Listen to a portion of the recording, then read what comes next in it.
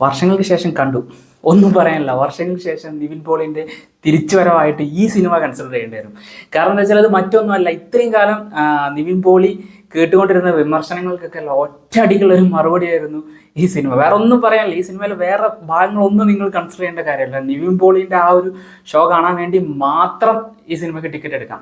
സംഭവം എന്താ വെച്ചാൽ അദ്ദേഹത്തിന് ഇത്രയും വർഷത്തെ ആ ഒരു ഏകദേശം 10 വർഷം ആവാറേ അദ്ദേഹം സിനിമയിൽ വന്നിട്ട്. അത്രയും വർഷത്തിനിടയ്ക്ക് അദ്ദേഹം പുതിയ പുതിയ സിനിമകൾ പരീക്ഷിക്കുന്ന സമയത്ത് അത് പരാജയപ്പെടുമ്പോഴും അദ്ദേഹം നേരിടേണ്ടി വരുന്ന എല്ലാ വിമർശനങ്ങൾക്കും ഒറ്റൊരു മറുപടിയാണ് ഈ സിനിമയിലെ നിതിൻ മോളി എന്ന് പറഞ്ഞ ക്യാരക്ടർ.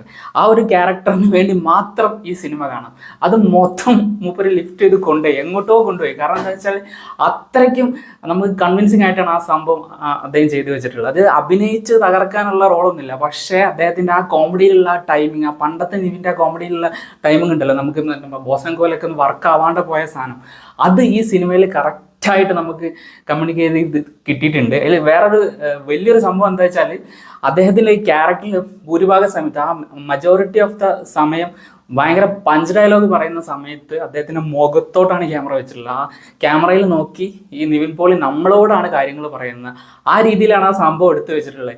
എന്തുകൊണ്ട് അദ്ദേഹത്തിന് എല്ലാവരും ബോഡി ഷെയിം ചെയ്യുന്നു, എന്തുകൊണ്ട് അദ്ദേഹം എക്സ്പെരിമെൻ്റൽ മൂവീസിൻ്റെ ഭാഗമാവുന്ന സമയത്ത് സാധാരണ ഒരു നടൻ, അതായത് ഓൾറെഡി ഇൻഡസ്ട്രിയിൽ ഫേമസ് ആയിട്ടുള്ള എസ്റ്റാബ്ലിഷ് ആയിട്ടുള്ള നടന്മാർ അനുഭവിക്കുന്നതിനെക്കാട്ടിയും സൈബർ ബുള്ളിയും മറ്റും എന്തുകൊണ്ട് നിവിൻ പോളി കേൾക്കുന്നു, എന്തുകൊണ്ട് അദ്ദേഹത്തിന് മാത്രം ഇത്രയധികം പ്രഷർ വരുന്നു എന്നുള്ള സംഭവത്തിനുള്ള എല്ലാം ഉള്ളൊരു മറുപടിയാണ് വർഷങ്ങൾക്ക് ശേഷത്തിലെ നിതിൻ മോളി എന്നുള്ള ക്യാരക്ടർ. ആ ഒരു ക്യാരക്ടറിനെ കാണാനും എൻജോയ് ചെയ്യാൻ വേണ്ടി മാത്രം ഈ സിനിമ കാണാം. ഇതിൽ 2 പാർട്ടായിട്ട് വേണമെങ്കിൽ ഈ സിനിമയെ കൺസിഡർ ചെയ്യാം. ഫസ്റ്റ് ഹാഫ് ഒരു സിനിമ, സെക്കൻഡ് ഹാഫ് ഒരു സിനിമ. ആ സെക്കൻഡ് ഹാഫിലാണ് നിവിൻ പോളി വരുന്നത്. നിവിൻ പോളി ഒറ്റയ്ക്ക് ആ സിനിമേൻ്റെ ആ ഒരു ഗ്രാഫ് ഉയർത്തി കൊണ്ടുപോകുന്ന ഒരു സീനാണ് കാണുന്നത്. ഞാൻ മൊത്തത്തിൽ എൻജോയ് ചെയ്ത് ആ മൂപ്പര് സ്ക്രീനിൽ വരുന്ന സമയത്ത് ഇനി എന്താ കൗണ്ടർ വരുന്നത്, അങ്ങനത്തെ ഒരു എന്താ പറയുക, ഒരു നോർമൽ അല്ലാത്ത രീതിയിലുള്ളൊരു കഥാപാത്രമാണ് അദ്ദേഹം ഇതിൽ ചെയ്തിട്ടുള്ള ഒരു ആക്ടറുടെ റോളാണ്. ഒരു ടീച്ചർ കണ്ടപ്പോൾ തന്നെ നിങ്ങൾക്ക് മനസ്സിലായിട്ടുണ്ടാവും.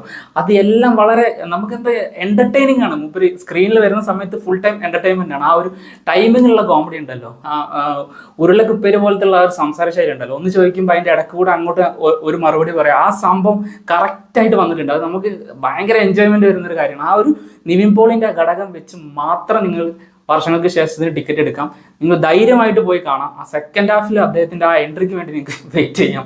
അത്രയ്ക്കും ഫൺ എലമെൻ്റ് ആണ് അതിൽ വന്നിട്ടുള്ളത്. പിന്നെ ഇതിൽ ധ്യാൻ അദ്ദേഹത്തിൻ്റെ ക്യാരക്ടർ വളരെ നന്നായിട്ട് ചെയ്തിട്ടുണ്ട്. പല കാലഘട്ടത്തിലൂടെ കടന്നു പോകുന്ന പല ഏജിൽ കാണിക്കുന്നുണ്ട്. അതെല്ലാം വളരെ ബ്യൂട്ടിഫുൾ ആയിട്ട് പോർട്രേ ചെയ്യണം. അത് ആ ക്യാരക്ടറിന് വരുന്ന ഡെവലപ്മെൻറ്റ്സ്, ആ നടത്തത്തിലും സംസാരത്തിലും വരുന്ന ആ ഡെവലപ്മെൻറ്റ്സും ആ മാനറിസത്തിൽ വരുന്ന മാറ്റങ്ങളെല്ലാം വളരെ മനോഹരമായിട്ട് ചെയ്തിട്ടുണ്ട്. പിന്നെ ഇവർ 2 പേര് കൂടാണ്ട് നമ്മുടെ നീരജ് മാധവൻ ആ കുറച്ച് സമയം വരുന്നുള്ളൂ. ആ സമയത്തിന് അദ്ദേഹത്തിൻ്റെ ആ കൗണ്ടറിലൂടെയും ആ ബോഡി ലാംഗ്വേജിലെ ആ ടൈമിങ്ങിലൂടെയും നമ്മളെ ചിരിപ്പിക്കാൻ അദ്ദേഹത്തിന് സാധിക്കുന്നുണ്ട്.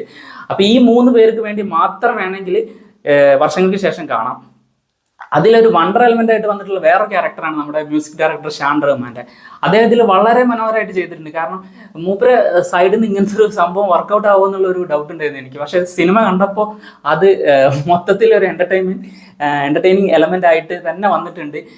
തിയേറ്ററിൽ പോയി തന്നെ കാണേണ്ട പടമാണ്. കാരണം എന്താ വെച്ചാൽ ആ വലിയ സ്ക്രീനിൽ നിവിൻ പോളിൻ്റെ ആ പ്രകടനം കാര്യങ്ങളും നമുക്ക് കാണുമ്പോൾ ഫുൾ സാറ്റിസ്ഫാക്ഷൻ തരുന്ന രീതിയിലാണ് വന്നിട്ടുള്ളത്. ചില ഈ സിനിമാറ്റിക് ആയിട്ടുള്ള കുറേ സംഭവങ്ങൾ ഇതിലുണ്ട്. നമ്മൾ ഓൾറെഡി കണ്ട് പരിചയിച്ച് പഴകിയ സാധനങ്ങൾ കുറേ എണ്ണം ഇതിൽ ഉപയോഗിച്ചിട്ടുണ്ട്. നമ്മുടെ വിനീത് ശ്രീനിവാസൻ്റെ സിനിമയിൽ തന്നെ ഉപയോഗിച്ചിട്ടുള്ള പല കാര്യങ്ങളും ഇതിൽ ഉപയോഗിച്ചിട്ടുണ്ട്. എന്നിരുന്നാൽ കൂടി ആ സെക്കൻഡ് ഹാഫിൽ ഞാൻ നേരത്തെ പറഞ്ഞ പോലെ ഈ ക്യാരക്ടേഴ്സിൻ്റെ ഇൻട്രൊഡക്ഷനുകളോട് കൂടി സിനിമ എൻ്റർടൈൻമെൻറ്റ് തരത്തിൽ വേറൊരു ലെവലിലോട്ട് പോകുന്നുണ്ട്. നമുക്ക് വളരെ ഈസി ആയിട്ട് മനസ്സിലാവുന്ന രീതിയിൽ വളരെ സന്തോഷത്തോടു കൂടി ഇരുന്ന് കണ്ട് തീർക്കാവുന്ന ഒരു സിനിമയാണ് വർഷങ്ങൾക്ക് ശേഷം, എസ്പെഷ്യലി ഫോർ നിവിൻ പോളി. എല്ലാവരും മസ്റ്റായിട്ട് പോയിട്ട് കാണുക. അത് എന്താണ് അതിൽ ചെയ്തു വെച്ചിരിക്കുന്നത് എന്ന് കണ്ട് മനസ്സിലാക്കുക, എൻജോയ് ചെയ്യുക. അത് ഞാൻ പറയുമ്പോൾ തന്നെ ചിരിക്കുന്നുണ്ട്. കാരണം എന്താ വെച്ചാൽ ആ ക്യാരക്ടർ അങ്ങനെയാണ്, ഒരു കാരിക്കേച്ചർ ടൈപ്പ് ക്യാരക്ടറാണ്. ഒരു കുറച്ച് എക്സെൻട്രിക് ആയിട്ടുള്ള ഫണ്ണി എലമെൻസ് ഉള്ള വളരെ മനോഹരമായിട്ട് പോർട്രേ ചെയ്യാൻ സാധിച്ച ഒരു ക്യാരക്ടറാണ്. അപ്പോൾ വർഷങ്ങൾക്ക് ശേഷം തിയേറ്ററിൽ പോയി സെക്കൻഡ് ഹാഫ് പക്ക പെർഫെക്റ്റ് ആയിട്ട് നിങ്ങൾ കാണുകയാണെങ്കിൽ നന്നായിട്ട് എൻജോയ് ചെയ്യാൻ പറ്റുന്ന ഒരു സിനിമയാണ് വർഷങ്ങൾക്ക് ശേഷം.